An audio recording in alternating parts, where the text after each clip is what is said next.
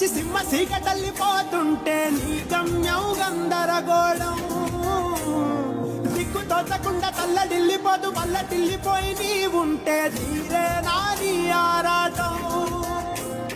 ఏ హేతువులు తీరా తల్ని మార్చిందో నిశితంగా తెలిసేదెలా రేపేటవునో తేలాలంటే నీ ఉనికి ఉండాలిగా